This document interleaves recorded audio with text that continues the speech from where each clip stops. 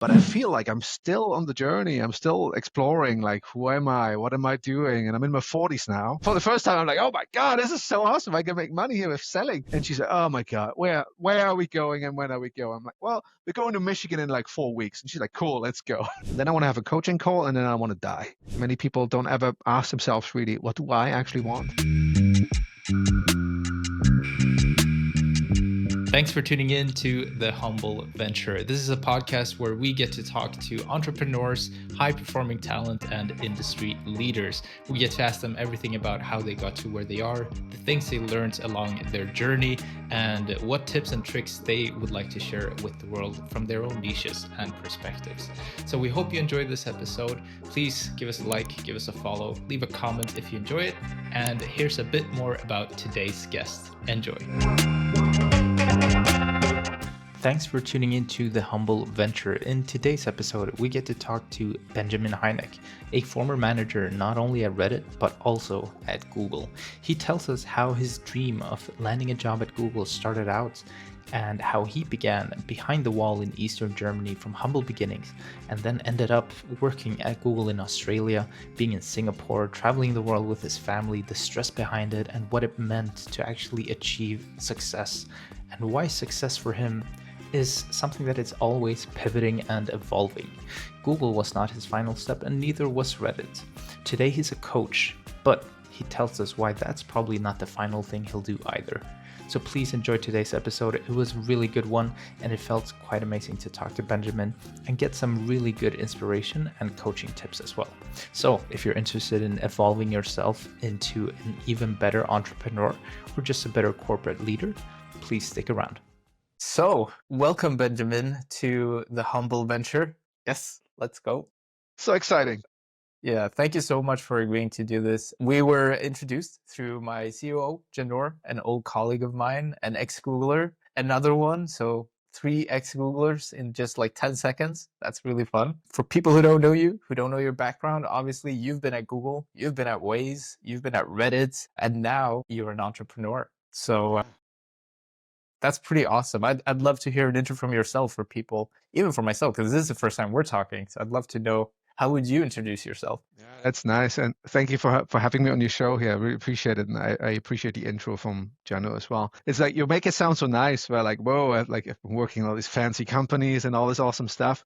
But I would describe myself as like maybe just a relatively restless and curious person who likes to experience life in a way, right? And these kind of jobs and these roles along the way, that I've been really fortunate and lucky to get them and jump into them and try them out. But I feel like I'm still on the journey. I'm still exploring, like, who am I? What am I doing? And I'm in my 40s now, right? So it's funny. Like as you're introducing me, it sounds like this guy figured out who he is and what he wants to do. And quite honestly, I haven't, right? I'm still in the middle of that, right? So yeah, who am I, right? So I'm Ben. I'm born and raised in Germany. I'm in my 40s. I'm a husband, married for almost 20 years now. I have 2 kids. The bigger one is 16, right? So he's a teenager. The little one is turning 13 soon. He's almost a teenager. I've been doing a whole bunch of different things.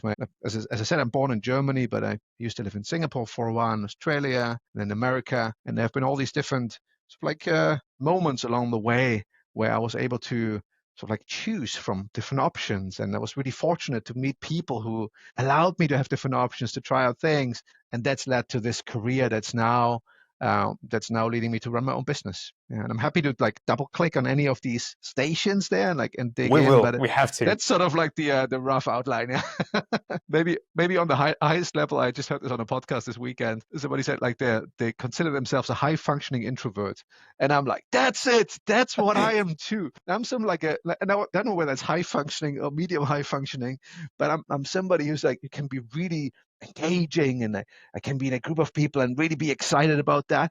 But then I might just go away into my cave for like 3 days after that. So yeah, that's the intro. Does that mean that COVID for you, in terms of like the work environment, was really good because you could just, you didn't have to hang out with people, but you could still have the camera communication, if we'll call it that? Totally, yeah. So like, it's not that I don't like to hang out with people. It's just that hanging out with groups of people for too long drains my batteries very quickly. And Ah. I need to like be able to duck out and just be alone for a while, right? So I like people, I enjoy connecting with people and being with people, but I just need to find that balance. And COVID for me was amazing. Right? I could be like with people in 1 minute and then press the big red button and then be alone again. And that that's really useful for somebody who considers themselves an introvert. And interesting as you're saying it, that's also the kind of work I'm designing now, right? So as a coach, I'm a coach now, and I work mostly in one-on-one settings with people all around the world. And I do this online. Yes, it's the same thing, right? I get to have really deep one-on-one conversations with people, and then I get to press the big red button and be alone again. And it's yeah, it's really conducive to the way my brain works. Now, obviously, you're way ahead of me in life. I'm also married, but I don't have two teenage kids, not yet. Hopefully, one day. And obviously, your career track has been absolutely amazing. And I mean, just looking at you from my point of view, not even thinking in terms of just money, but just thinking in terms of you look like a happy guy. Sounds like you have a wonderful family. You're doing the things that you love doing. Would you consider yourself to be a successful man? Oh my God, that's a good question. If I say yes to this now, it feels like I'm bragging. Like that's a weird thing. Yet I feel yes, based on my own measure of what success is, I would say I'm a very successful, very happy man actually. And that is, and it's not based on money. And it used to be based on money for a long time. But recently, that's really shifted in the last few years towards just basic things like, am I allowed to do the things I want to do in the time I have with the people I want to surround myself with? And if the answer to that is yes, I feel like I'm not just successful, but I'm also lucky, right? Because I like that's really like this equilibrium, right? Like really doing what you want to do with whom you want to do those things. Yeah, I consider myself successful and lucky. Yeah, I do too. I consider myself very lucky and successful in my life too. The only thing that I'm missing now is like I want to hit a big home run of money, just like maybe you've done over your long career path. That's the only thing that I'm feeling, at least in my life. I'm gonna turn this almost into a coaching session with you. Do it. Let's do it. Yeah, I'm always down for it. Yeah. We'll see how personal we get, and then I'd love to hear your story along that path as well, and where you see yourself heading, and maybe where a lot of people at the moment are struggling and things that they don't even realize they're struggling with. Because I think what could people get out of this episode, and I'd love for that to be something they can bring with them. Absolutely. Yeah, that'd be great. Let's do it. Awesome. Obviously, you're a coach and you've been a manager, a successful manager at some of the most successful companies in the world, which is not a small feat. But if we maybe start off, how did you end up being a successful and, as you say, very lucky man? Were you always thinking this is going to be my life? Did you stumble upon it, or was there a greater plan? Yeah, of course. So I have these really rich parents, and they sent me to this amazing. No, that's not how it starts. No, it doesn't. It doesn't. So I'm born in East Germany, man. Like I don't know whether you remember the time, but like there was a time when Germany was split into The two wall, yeah. parts, right? Like and there was a wall, and like for many parts of the country it was just a fence, and I was kind of like behind the fence, not too far from the western side. And my parents grew up in East Germany, and we had a great life in East Germany, right? Things were going well, and we had enough food and clothes, and everything was fine, but we weren't really wealthy by any stretch of the imagination. Right? And then when the reunification happened in the 90s, that little money that people saved up in East Germany really quickly went away. So we had to start rebuilding. And my dad was finding work in the West back then. Like he basically spent weeks away from the family, trying to like bring in that important money, that important lubricant for the family, and we're like slowly building up. And like at that time, like the 90s, I got really interested in like technology. I was always as a kid, I was already nerding out with like electronics and stuff like that. My dad used to work in the computer factory of East Germany, which happened to be nearby. And I was always tinkering with electronics as a little kid already. And when the 90s came around, like I think it must have been like, I don't know, like 95, 96, when the internet was kind of like this early thing. And I don't know whether you remember, but we had these modems that did these like strange sounds to dial in over the phone line, right? Like you weren't always online, right? Like you had to dial in, and it cost like, I don't know, like 30 cents a minute to like be online and stuff like that. And I happened to know a guy who had like an old modem, like a 14.4, like really slow, really shitty modem. And he's like, I sell it to you for cheap. And great, I buy it. I bought it off him, and then I wired our phone connection from the house through my window, my room window, from the outside with like 2 wires. And then when my parents were asleep at night, I would then go online and start figuring out this like whole internet world. It wasn't like now, or like when everything is fast and beautiful and awesome. It was like basic, very simple online databases and very rudimentary initial chat like IRC and stuff like that, and mailboxes. That was amazing. That opened my eyes to sort of like, wow, there's this world out there beyond my childhood bedroom and the village in East Germany where I grew up. There's this like huge space out there, right? Like, and like there's stuff to be explored and to do. And that was sort of like this igniting point where I'm like, I gotta get out there, gotta see this. And that's sort of like what started my whole curiosity about the world. And I remember this to this day.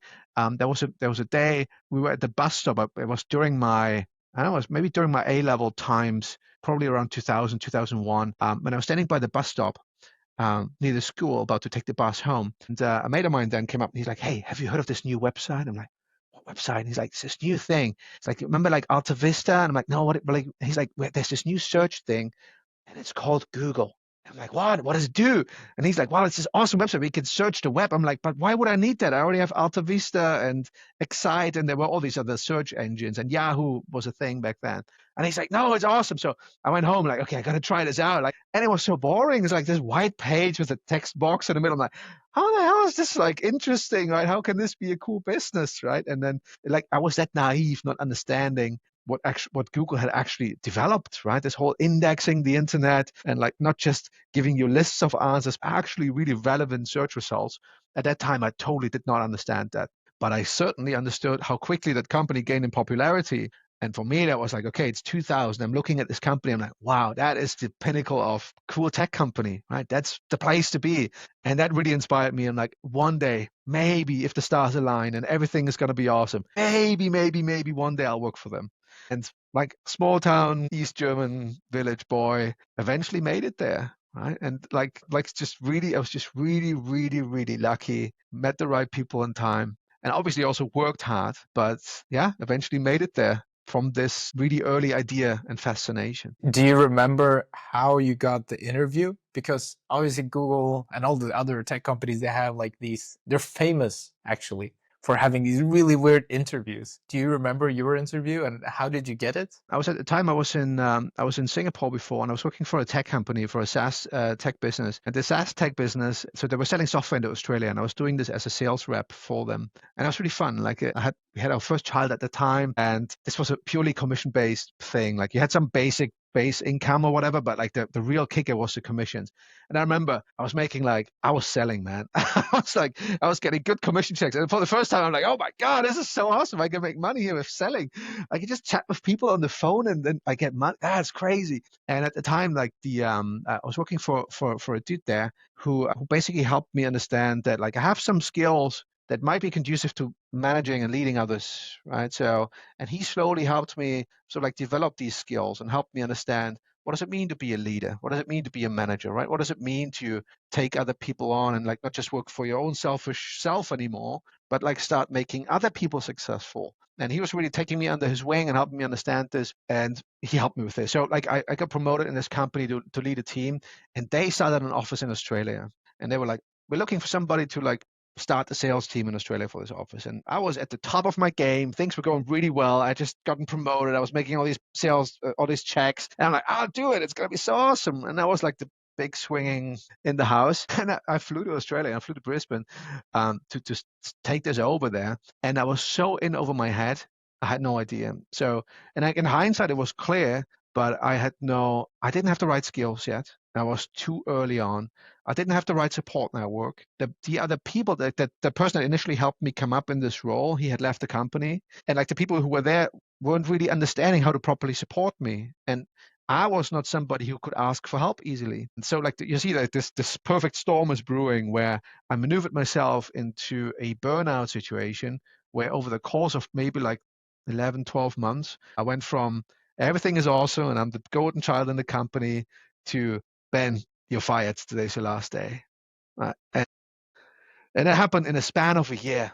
And to answer your question, right? So after that, I'm like, okay, like shit. Now I'm in Australia. I have a small child with me. We had the second one on the way then. And like I just got fired. Fuck. What do I do? Right? Like, oh my God, like we're running out of money. Like, oh my God. Like, and in my mind, it was sort of like, oh, this whole career trajectory that I had built, it's all crumbled down and I messed it all up. Right.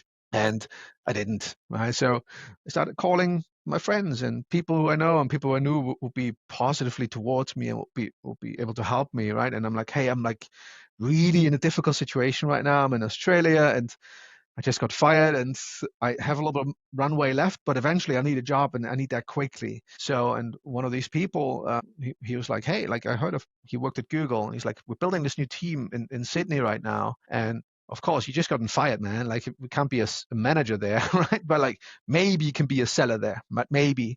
And I'm like, please, man, I'll be the janitor, right? Like, I don't care, like anything. Like for Google, like it's a big dream. Remember, it's like goes back like in the late '90s, early 2000s. And he did the intro, and I ended up driving down to Sydney overnight to meet the hiring manager there. We had breakfast with each other, and we kind of hit it off. And I was just really lucky to like again like be with the right person at the right time, and then just work for it, and just like really try to like be nice, be there, be punctual, be switched on, and like try my best to like really secure this job. And it took a while, right? Because at that time, like hiring and recruiting was still very difficult there. And I think Larry Page still had to sign off on my hiring packet or something. Like every single hiring packet still went Wow. up all the way to like Larry or something crazy, right? So and like it took like I think 4 months or something. And eventually I got the call, right? And the recruiter is like, "Hey Ben, like just want to let you know, like we got it done. You're in." And I'm like, I'm saying it as I'm saying it, I get goosebumps, right? Like like I was like, "Holy shit, I made it!" Right? I made it to Google. And then yeah, it's like, and it's interesting. What happened at that time is like because I was fired in Australia, the Australian government is like, well, you have like 90 days or something, and then you got to leave the country, right? Because you don't have a visa anymore. You're not working for a local entity anymore. So I had just moved back to Singapore. Right? We had just packed our bags with the baby, right? Like moved back to Singapore, sort of like, oh shit, and hopefully something is going to come around, right? And like sort of like the next day or 2 days after we moved back to Singapore, they called me and they're like, hey, good news, you got the job in Sydney. You gotta be kidding me! I just moved back to Singapore. Do you want it? I'm like, damn right, I want it, man. Yes, I want it. So I moved back to Sydney by myself first, right? And got a flat and got everything going, so my wife and the kids could come. But yeah, that was my start into Google, and amazing time. I like wouldn't change anything for it. Even the hard times of getting fired, the like screwing it up, even all that was like those were great lessons. And as you can tell now, like I'm not shy to talk about this, right? There's no shame in fucking up and learning and like not being perfect. And I don't think any of us is. We all have a dream job, I guess, or most of us do. We have a dream position that we want to reach in life. It sounds like you reached yours. So it wasn't easy, obviously. It sounds like a lot of anxiety, a lot of stress, like with a baby moving from one country to another and then like getting told, no, actually come back. So having a partner, at least for me, because I've switched countries a couple of times, having a partner who's understanding, I imagine that was probably something that helped you. In my life, it's helped me so much. My wife has been the key player for me, like the MVP all the way. That's how I see it. I don't know about you. Yeah, I love it that you're giving her a shout out here. And like for me, it's exactly the same. I think my wife is crazier than I am. And that's helpful, right? Like because she supports these like strange like things and she's by my side. And I've had moments when like everything felt like, it's crumbling down and it's done. And she would just be there for me and help me and keep my head up, right? And like without somebody at your side like that, so like life becomes really, really hard. So yeah, I would totally agree. My wife is definitely the MVP behind the scenes here. Obviously, there's getting the dream job, there's getting fired. What happens next? Like now, it sounds like there's obviously where you are today, which is a coach, bunch of companies in between. What do you feel like is the most important thing that happened to you during that period of between then and where you are now, and maybe where you want to go? Yeah, it's a couple of things. I think in hindsight, what's really been most useful is staying curious and staying kind of like hungry for what else is That's there. so googly. That Yeah, staying yeah, sure, curious. sure, yeah. Yeah, and it almost sounds like a platitude, right? Like stay curious, like 10x thinking. Yeah, damn right. Yeah, of course we do that. But I'm really, like, really curious. I'm like curious, like almost like sick curious. I'm like, I wonder, right? What else could be there? How else could this work? What else might happen there? And like in Sydney, for example, right? Like we moved to Sydney with the kids, as I told you. And we stayed there for less than 3 years because then I got curious again. I wonder what would it be like to actually lead a team at Google. So, and I like put the things in place for that. And eventually the people were like, oh, well, good news, Ben. We got a team for you to lead at Google. I'm like, awesome, let's go. And they're like, well, it's in Michigan in the United States. Like, what? In Michigan? Like, where is that even, right? Like, I heard of New York before and San Francisco, but like Michigan, like I had no idea. And the curiosity, right, like led me to going home to my wife and be like, hey, honey, do you know, like we got this, like, there's this opportunity. And she said, oh my God, where are we going and when are we going? I'm like, well, we're going to Michigan in like 4 weeks. And she's like, cool, let's go. So we That's ended up amazing. moving again. Right? And again, it's a curiosity, but then also saying yes to stuff. In hindsight, it all makes sense, but at the time, it's kind of like, are you crazy? Right? Like we just landed in Sydney. We're just building up this life here. The kids are going to like, or like Rudy, like the older one was going to kindergarten then. The younger one was still too young. It was still a baby. But like we're just settling down. We just got a flat. We're just basically starting to make some friends. My wife just gotten her local Australian driver license, right? So she was finally able to like drive around and the life was stabilizing and everything was getting normal. And Ben is like, oh, hey, what about we rip it all up and move to America? Now, as I'm saying it, it sounds like such a dick, but that's what we did. That's what we did. And we moved to Michigan and it was snowing, man. We arrived there, it was like minus 15 degrees Celsius or something. It was like, Oh my it was God. the year of From like, they call it Australia. for Australia. Yeah, yeah. It was like summer, right? Like February, summer in Sydney. And it was minus 15 in Detroit and it's snowing. And they call it the polar vortex, which is like some weather phenomenon they have there. When it gets really cold and some Arctic air comes in. And I think it was snowing until April that year. And we're like in our little flat there looking out the windows like, okay, it's April. It's still snowing. What did we do? Where did we go? Right? Oh my God, big mistake. Oh my God, we got to go back. We got to go back to Australia. And then May came around. And then I don't know whether you've ever been to Michigan, but like summer in Michigan is absolutely phenomenal. It's like, it's beautiful. It's sunshiny. The weather's amazing. There's rivers and lakes everywhere. It's green. Like there's so much outdoor stuff to do. It's absolutely amazing. And then you think, okay, the summer comes to an end. Now there's the fall. It's going to get sad. And no, fall gets even prettier because they have all these trees with all these beautiful, colorful leaves on them. And like every time you look up, you're like, oh my God, it's so pretty here. Right? Like, and so like we fell in love with Michigan for some weird reason. I worked for Google there in the Ann Arbor office.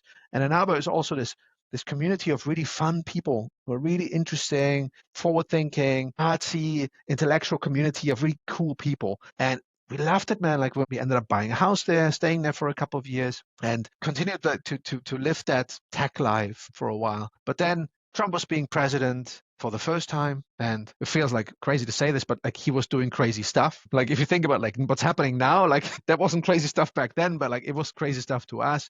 And we were thinking, okay, the kids are growing up now and they're becoming sort of like eventually they're going to become teenagers, right?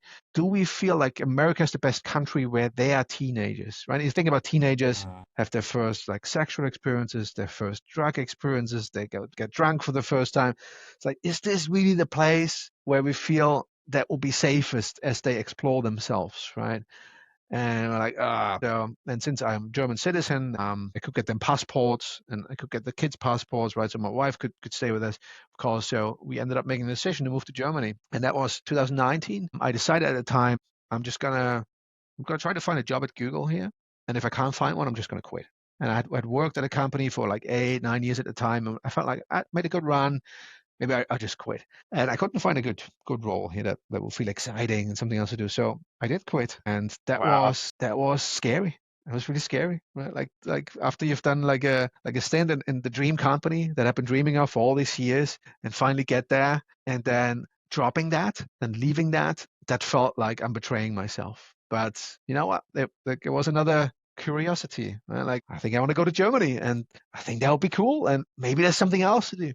And so I led to that, then came here, worked for a startup for a while, didn't quite enjoy that as much as I thought I would. And then I went back to Google. It was COVID, things were weird, went back to Google. And I'm like, okay, it's a safe space. I know how everything works. I know how perf works. I know the systems. I know the lingo. I know everything. And what hit me then was I thought it's going to be exciting being back, and it wasn't. It was disappointing. It was like, I think I'm bored. And I feel so entitled to say that, but it felt like I had done these things before so many times. I had seen these things before. I had been in these meetings so many times before. And it felt like I'm actually not learning anything here. I'm actually not growing at all. I'm just executing. I'm just grinding the grind. and granted, like for a good salary, right? Like I don't want to complain. Like I was very well taken care of. Google is a great company when it comes to its benefits and perks, but the actual work did not excite me at all. At that time, I was really having some sort of existential crisis where I'm kind of like, oh man, like who am I then if I'm not the Googler anymore? If I'm not the tech guy anymore, like what do I do? And coaching had been something I had been interested in, and I had been practicing and studying on the side for a few years. I've been like since maybe 2015, and I had some clients on the side where I did like one-off coaching with some people here and there, but not really anything productive. And then I joined Reddit. Like a friend of mine was saying, "Hey, we're opening up a German entity for Reddit, and would like some help, some leadership there. Would you be interested in that?" I'm like, "Oh yeah, amazing! I love Reddit. It seems like such a cool platform." Right? So it's kind of like the punk rock of the internet, like like the Wild West out there. And I'm like, that sounds great. So I did that for a while, and it was great, and it was awesome. And I remember the first when I joined, like a couple of months in, we had an offsite in New York, and they were like, we were the entire company on one rooftop on one of these buildings in New York. Everybody, the whole company was there on this one rooftop. It's I'm crazy like, that you can fit. right? I'm like, wow, like we are like 1,000 people or something, like 1,200 people or something, and like everybody's here right now, including the CEO and the COO and the CFO.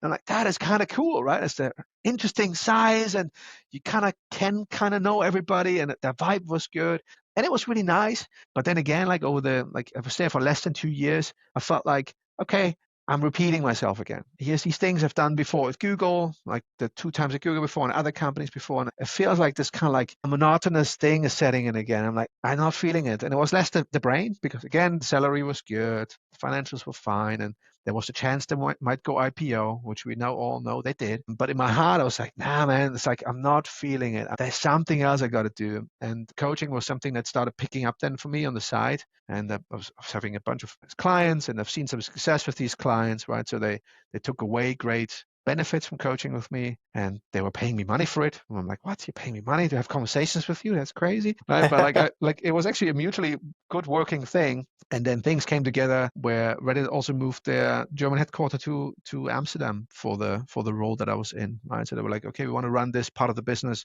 from Amsterdam. Would you move to Amsterdam? And I couldn't. Right? We just bought a house here. The kids were in school, and like now I really don't want to move to Amsterdam. And also I don't know whether I still like it so much. I don't know whether I'm fully in it. I was just honest, right? I'm like, I don't think my heart is not in it. And they were like, well, if you're not in it and you wouldn't move to Amsterdam, then why not make it short and we'll just pay you off, man? Like A little safety package. you get a bit of money, right? And then we can move on. We can move on and everything. And I'm like, oh, that sounds great.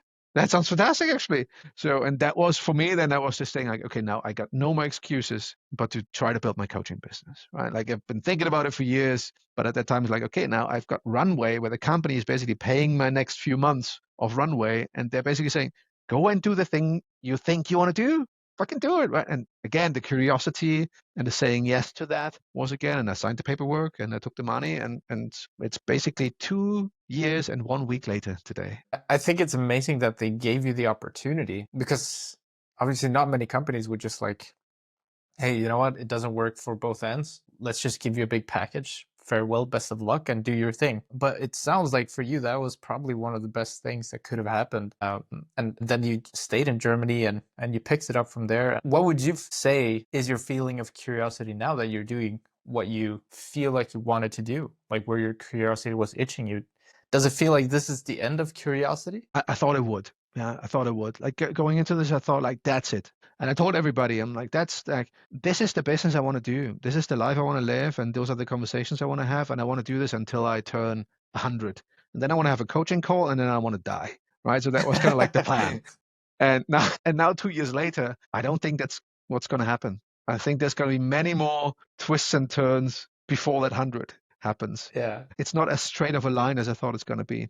So that curiosity that you asked me about, it's just starting to come back. And right now I'm in this position where I'm like, I wonder how else this could look like. I wonder what other shape this could take. I wonder where the path converges next. Right. So that's the Okay. What does your curiosity tell you? Do you know what you want to do next? so my hunch right now is that where my attention gets drawn to is like so there's this like if you think about like sales and sales leadership, which is what I've done for like 20 years, it's like one side of the Venn diagram, and the other side is like the people centered, people based, behavioral science, psychology, coaching based stuff.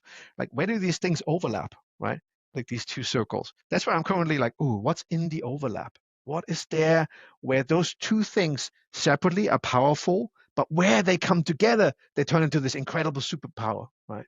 So I'm currently trying to figure that out. And my hunch is it's something to do with like sales enablement, something with on a larger scale, helping people that are somewhat related to sales, help them with the behavioral and psychological aspect and coaching aspect to like supercharge themselves. And like there's more in there, but like that's the first glimpse and the first glimmer of what I have of that. Yeah. So that's why I'm currently curious and looking into. Okay, that sounds quite interesting, because for me that sounds like you're trying to blend culture with performance and find what's in between that creates like a synergy where more culture brews and more sales is generated from being in the middle ground. You said it way better than I could ever say it. So yeah, can I hire you as my copywriter?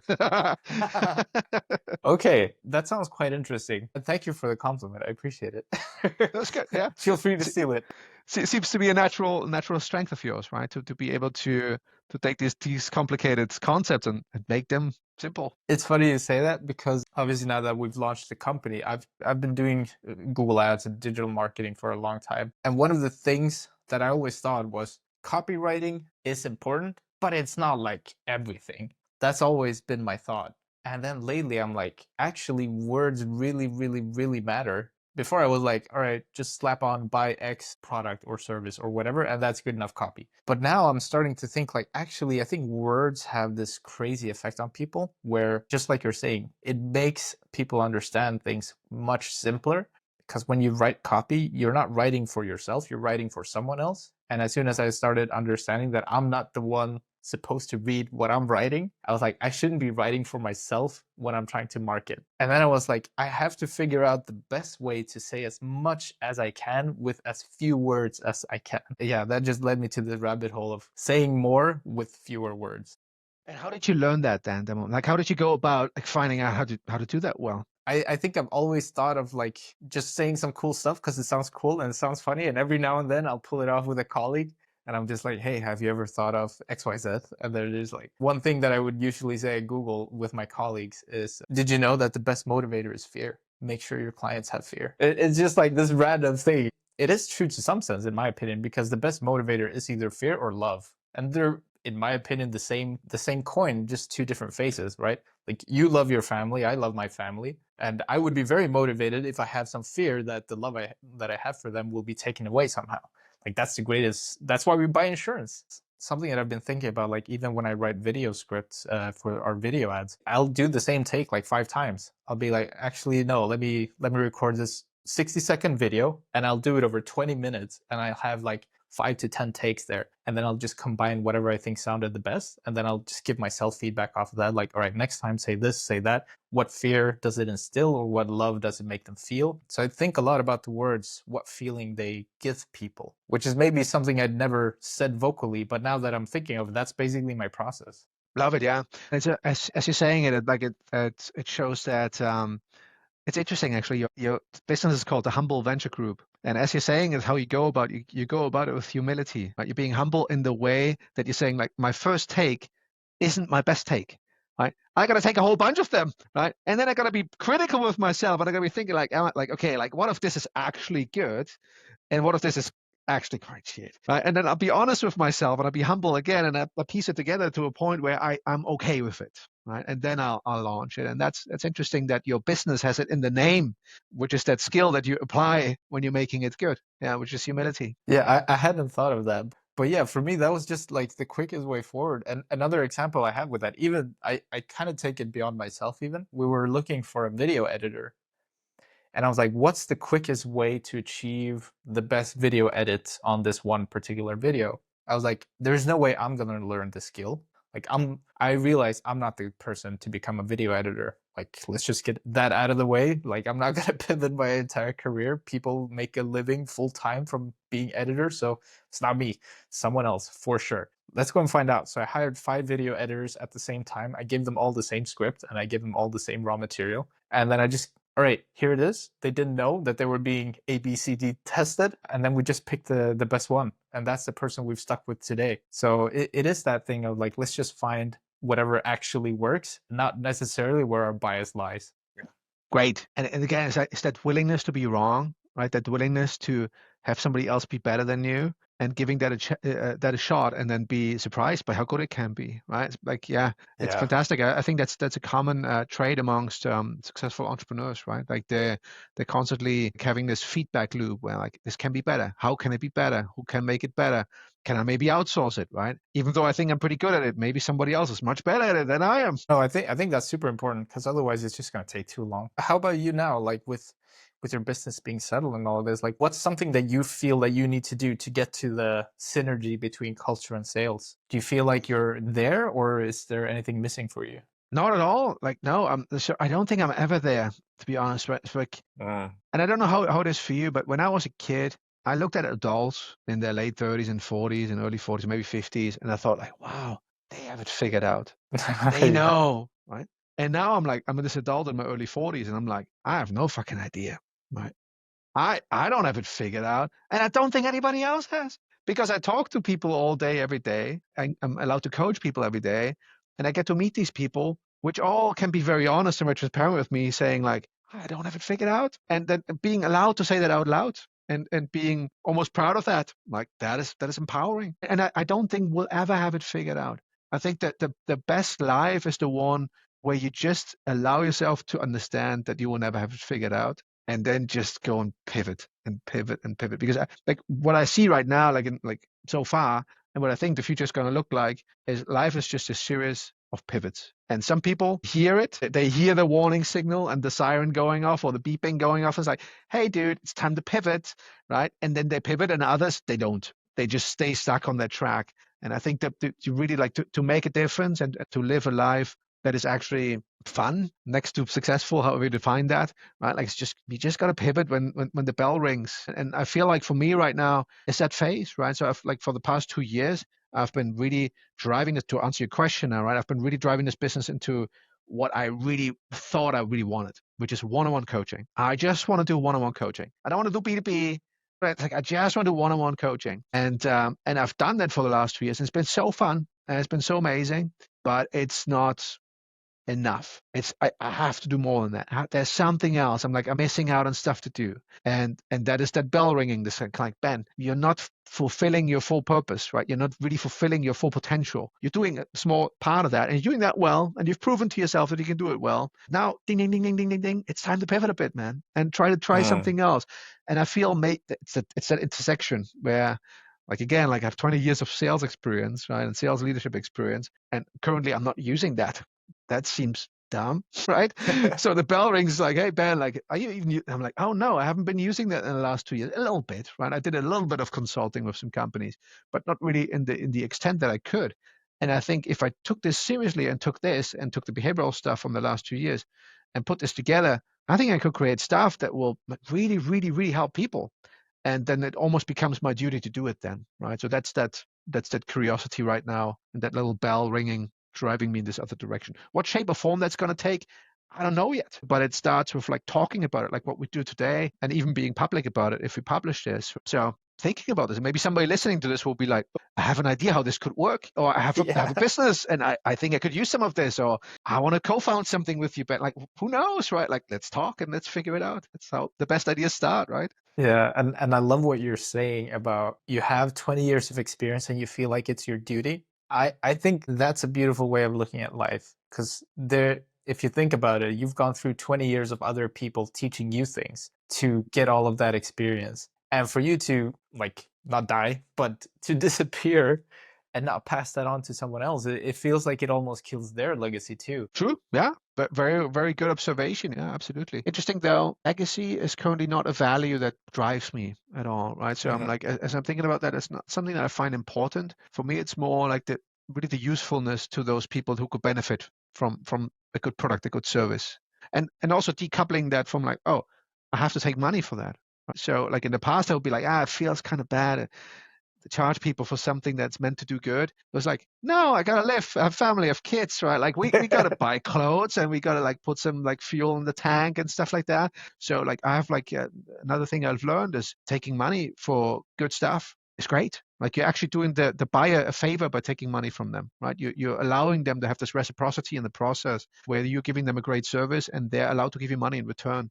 right? So I think many businesses struggle with that a little bit. Like how does money work in the equation, especially when they are like consultants or solopreneurs? Yeah, and I think there's also important for there to be a hurtful almost transaction. And I think this goes back to a lot of things, even like I think of myself when I bought the engagement ring that I was going to propose with. If I had bought a ring of a price where the price didn't matter and it didn't feel like a big purchase, would that have had the same significance as if I purchased something where it was so expensive that I was like, but this is a real commitment. Like this is me saying I'm going to be there, because otherwise what's the value behind it? And I'm not speaking of like monetary value. It doesn't matter if it's a few $100 ring or hundreds of thousands of dollars in ring. It's just like the thought that's behind it and the actual commitment that you represent. Like this takes me time. I can't easily recreate the value that this symbolizes. And I think if there's no transaction in between, there's none of that either. And I think that's when good clients can become bad clients too. Yeah, yeah. It's an interesting analogy, and like as you're saying it, I'm kind of I'm screaming like yeah, and also no, no, not right, and then yeah again. So I'm like I'm not quite sure. I have to make up my mind how I actually think about this. I do think true love has nothing to do with financial sort of like value, but what you're basically referring to is commitment, right? And to actually have a stake in the ground and be like, okay, here's how much I'm committing to this person. Obviously, I'm a whole hell yes on this one. But it's interesting. I wonder how that translates into your own business, into your own ventures, when you say, well, if I commit, I can make it great. I wonder how you're thinking about this in terms of your own business. So I mean, in terms of my own business, just getting it off the ground was a huge commitment, right? Like leaving Dublin, creating that space for me where it's like, well, I'm gonna give you my business, something that I very rarely give myself even, which is my full focus, attention, and time. And then I'm also gonna put some of my own personal savings behind it. And then I'm also gonna give all of my future potential to it that I was going to give to these other places. That's how I'm seeing it. It's like I'm giving this the future potential of me and I'm betting it all in there. And my commitment of that is just making sure that I'm really taking it serious and working hard on it and trying to create opportunities for my partners, but then also great results for the clients. Because this is an all in for me. So I'm definitely giving this my all. And I think commitment, focus, and doing what you say you're going to do is one of the most important things out there. If you say you're going to do a bunch of stuff and then you don't do them, that's the demise of yourself, because then you're getting yourself in a habit where you constantly, instead of saying who you will be, you're constantly saying what you're not, in my opinion. Yeah, yeah, it's true. It's kind of like a level of self betrayal in a way. And Yeah. we've talked about this brief. Like it seems to be like a character strength of yours to pull through with big hairy tasks like this. And I don't know whether you want to go into your workout routine, whether you want to, we talked about it before we recorded a little, but I wonder it might be valuable for others to hear it if you're willing to talk about it. Yeah, for sure. And a lot of this credit again goes to my wife, like a lot of things in my life. But when the year started, it's now April. So we've been going at this workout routine and this morning and night routine ever since early January when we got back from our trip. And it's basically just going to bed early, around like between 8 and 9 in the evening, and waking up around 4:30, 4:40, and then just going to the gym every morning before starting to work. And we do this like Monday to Friday, actually, and we have been doing it quite almost religiously this whole year. Are my workouts the best? Absolutely not. If I had like an actual personal training coach there, I'm sure there would be so many comments of things that could be better. But I don't necessarily think that that's the most important thing. I think the most important thing is just being there and committing to it. And even though I'm not the best person at training, you still get people who see the effort and they see, oh, actually, hey, have you been working out a lot? And even though that's a small compliment, you're like, oh shit, yeah, actually, you know what? I have been working out a lot. And I think it goes a long way too, because if people see that you're so committed to that, it's like, I don't want to say you kill your competitors before you speak to them, but it kind of gives a different perspective on something. Like if that's a person who's dedicated and willing to have this routine, go to bed early, wake up early, work out every day, take care of their business, take care of their client, have a committed partner together with them, that's someone that you can trust. And at the end of the day, trust is one of the most important things, I think, in any partnership, business or personal.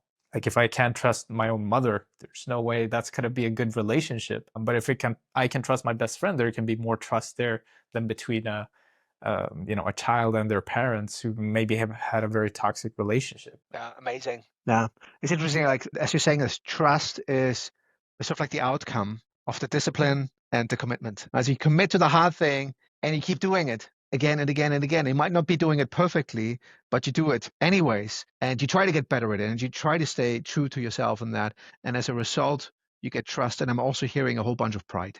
Feels a bit proud to do it. Oh yeah, and you feel confidence too because you're seeing results, and other people are then saying, "Hey, I'm seeing these results in you," and obviously that feels good.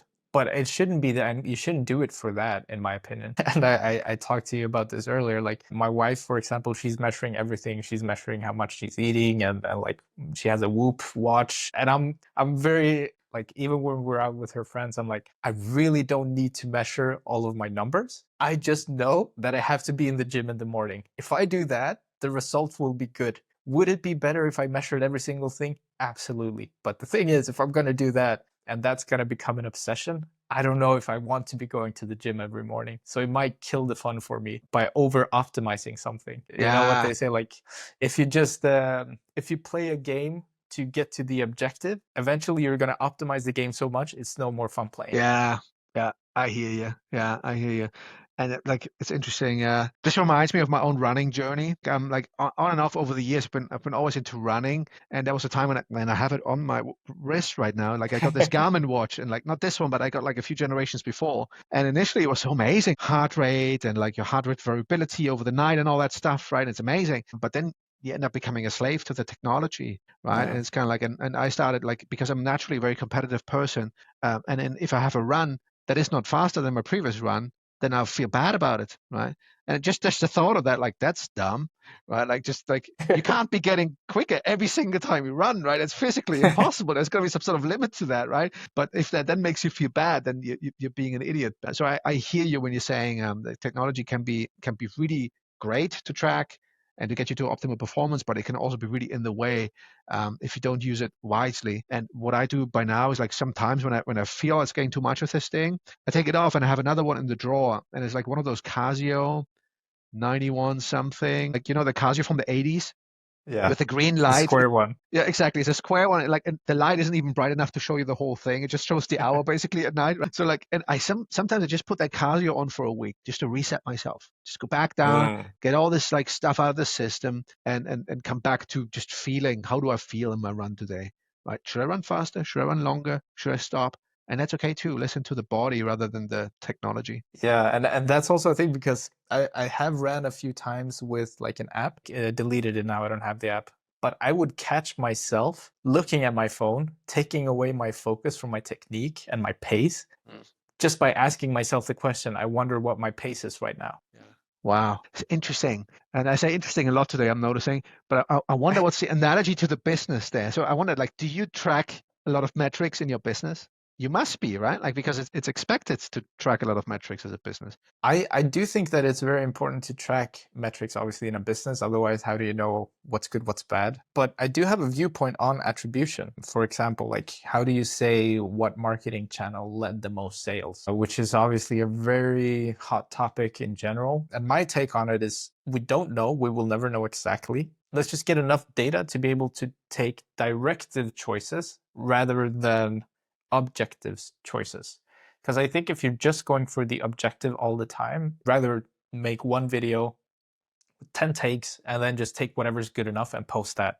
And I think that's the most important thing. And in my opinion, what will happen over time is my 10 takes, all of their levels will increase slowly but surely. Mm. So I would rather look at business as just go, do it as many times as you can, as fast as you can, and make sure that you try to increase the level every time with your common sense. And whenever you hear something that's really good, apply it. We are measuring, for example, we have right now on Meta, we have 2 tracks of videos. One track is serious video, like, hey, do you feel like Google might be taking too much of your marketing budget, whatnot.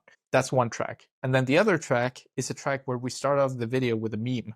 like with a funny joke, organic, that has nothing to do with business at all. And then I just relate it and I say, oh, that's crazy. But you want to know what else is crazy? Maybe your ROI on your items isn't so good. Here's how you can find out. I'd say the same, like the end is the same in both the video tracks, but I just take it from the angle, which one of them is better? And I'm not saying I'm the funniest guy, I'm not a comedian, and I'm not saying I'm the best business consultant in the world, but I think testing those two against each other and having results that speak are very interesting. And the funny thing is, the one that is funny is at the moment proving to be like something like 4 times more efficient, which is crazy. It generates like, I think 5 versus 1 leads on average with the same budget.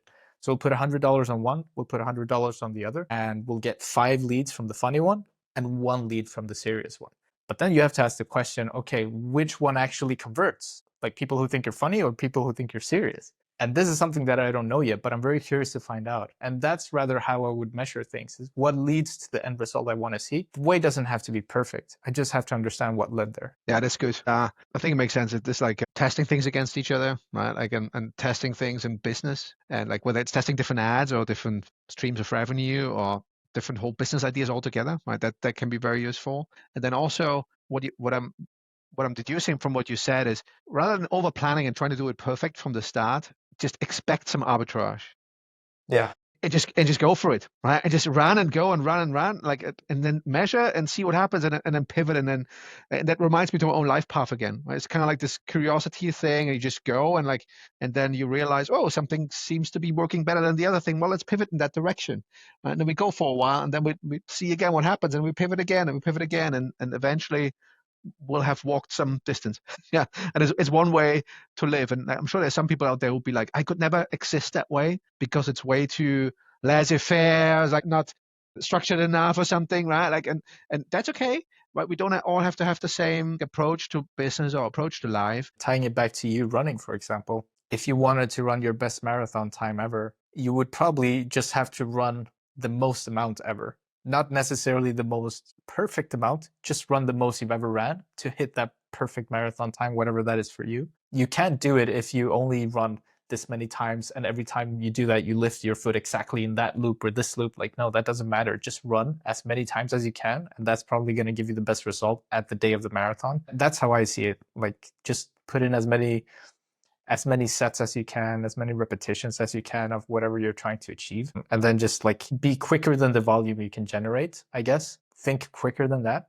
If we can generate 100 leads and go through 100 leads, then it means we could maybe have 200 leads. Have we opened up capacity for 200 leads? We don't have to close them all. That's fine. If we just improve slowly but surely and have common sense along the way, we will. Yeah, great. Yeah, makes sense. I'm curious from your perspective, is there any 1 or 2 major questions that you ask in your coaching sessions with your clients that gives you or them the best results? That's a good question. I'd have to think on that. Well, I think it's highly individual to the client, where they are, what they want, right, what we're actually working on, whether we're working on a work topic or we're working on a personal topic or we're working on a very specific thing. But what's generally like the most common like question, it yields a lot of like aha moments and insights, is really simple question, and that is, what do you actually want? Yeah. And I don't know whether that question is like it's too simple or whatever, but like many people don't ever ask themselves really, what do I actually want? How do I want to exist? How do I want to live? Who do I want to hang out with? Like, what do I want to achieve? And it's not what I think I want based on what I saw on Instagram that morning, but really like, what do I actually want? Right. So I think that would be number one. And then the second one will be, okay, then what can you do to get there? What's the first step you can take? And you'll be surprised, like, it's never about making a big major change and like uprooting your life and doing everything differently. And it's much more about really small, progressive steps that can be repeated. And similar to your working out thing, right? Like things that you can do every day, no matter whether it's raining or sunshiny, like small, repeatable steps that can be done. And then you're likely going to get there. Yeah, I was definitely expecting the what do you actually want? Because I feel like a lot of people don't really ask themselves that question. Even in like high corporate lives, just like you and me were saying, we don't know what we want by the day we're 100. And what should the next call be about? Should it be coaching? Should it be marketing? Who knows? Whatever you want to do today is that answer. But yeah, I think when you're asked that in a professional setting, the answer is, oh, this or that position. Like, I want this title, I want that title, I want to reach, I don't know, president, vice president, whatever it is. But that's not the same thing. And so like no, and those are good answers still, right? Like if somebody says like, oh, I want to be vice president of something, that's an acceptable good answer. But then we have to find out why. Like what's Yeah. behind that? Like what's driving you to get there? Right? So is it the financial thing that you can take care of your family better? Is it the prestige so that you can in your social circle have a certain standing? Is it like what is it actually that drives that? And like in many people, they've never done that discovery, that self-discovery, right? They're just kind of like, oh no, it feels right. Like it seems like the natural progress. And like, well, that might not be good enough, right? Just because it's what others do or because you have a hunch that it's what you should be doing, that can lead down to a path of like big unhappiness where you have a great title and a great salary, but you're really unhappy and depressed. And I don't think that's the goal of life, right? So, but like everybody can choose their own battle there. My point here is really like is about like having a deeper inquiry, asking again, like, oh, so why is that important? And then if you have the answer to that, go one more level of specificity and like, why is that important? And eventually you're going to come to the core of it. And if you do that with a trusted person together with a coach or like a partner or somebody who you can really trust, and it's important to be able to be fully honest and fully vulnerable in this space, right? If you just feel like there's even the slightest bit of judgment from the other person, you'll never get to that core. And that's why it's important to eventually hire a coach or somebody who's trained with this, because in a coaching environment, like all this stuff happens without any judgment. The coach is not there to tell you like, oh, that's a good idea or bad idea. The coach is just there to be really fucking curious and to find out what's really behind all of this, to peel off all these layers. And once you've done that work and you understand, whoa, for my stage in my life that I'm in right now, here's what's important about this, then you can make informed decisions how to move forward because you know what it's for. And many people never do that work. But I guess if they did, they would change a lot, I imagine, which is what maybe why you changed so much over the years. Because So like I'm not sure that a lot changes necessarily, right? The mileage may vary again depending on where you are right now in your life, but what really changes is intentionality, right? It becomes less of like, well, I guess I'm going to go for a promotion this year. And it's more like, oh, I know that I want the promotion this year because of these and these and these reasons. And here's the steps that will increase the likelihood of me getting there. And once I'm there, I know what I'm going to do next because here's my grand master plan, right? At least for the next period of time. And that intentionality, it takes all the anxiety and stress out of it, right? Because it makes things very clear. It makes the path clear. And by the way, the path will never be clear for years. Usually it's like 1 or 2 years, right? So you get like that. That's the kind of like our brains have that vision that like leads to like a year or two. The moment you try to get longer than that, it becomes very arbitrary again because life will just throw like crazy shit in the mix that you can't foresee yet, right? And that's where pivoting becomes interesting, right? And being curious becomes interesting again. what about you? What's your behind all the layers? What's your why? For me, it's my family. Yeah. For me, it's a family. I have this wife, as we talked about, like Nora, and the kids, Rudy and Charlie. They are everything for me. They're my center of my why.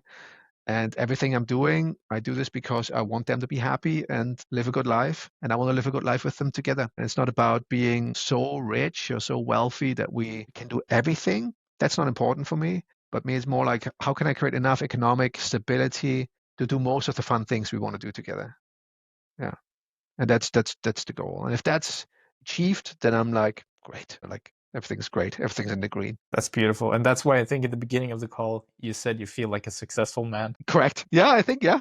Tying it all back to that, yeah. I think that's correct. What I would like to offer you is to actually do a proper coaching session with you, not in this call today anymore, but like in a separate session where we actually sit together and we find out your big why behind the scenes and we find out your intentionality. If that's useful for you, right? Maybe you've done this work or you're already doing this work, then that's great. But just in case you haven't done it yet, the invitation is that I'd love to do that with you together. I'd love to. I'll book you in on a separate call then. Do you have a big shout out? Like either for yourself, obviously your coaching business, shout out to that. They should reach out on LinkedIn, right? But is there anything else? I think a shout out would be a collective shout out. All right. To all the people who've been somehow part of this whole journey of that makes me me. And there have been so many. Like I can't name them all like name by name, but like all these people who are like at different intersections of the time there and spend some time with me, either like giving me like some advice or giving me a high five or listening to me whine, or like something that's like all these people have been there along the way. Like if you think your life path is this path, right? And you think like along these different intersections, there's different people. And sometimes they were there at different intersections again. But like my shout out is to all these people, because without them, none of this will be possible, right? So like, yeah, it's never a solo adventure, right? It's always a team effort, right? So the shout out is to the team. Love that. Well, that has been Benjamin. So thank you so much, Ben, for joining the Humble Venture. It's been awesome talking. And my absolute pleasure. Thank you so much for having me on, and thanks for being such a great interviewer. It's been really fun. And that's a wrap. Thank you so much for listening to another episode of The Humble Venture, the podcast where you get thoughts directly from industry leaders, business professionals, entrepreneurs, and high-performing talent. So if you liked the episode, please give it a like. Follow us and give us a little comment. We'd love to hear your thoughts on if you like the episode, if you have any feedback, if we should bring on any other guests, or if we should ask them something differently. If you need help with paid media, marketing, or anything else related to digital, please let us know. That's what we do. We're the best at it. You can check us out at humbleventuregroup.com. Our talent comes directly from Google, Meta, TikTok, and many other really great places. So give it a check, humbleventuregroup.com. Thank you so much again, and stay humbled.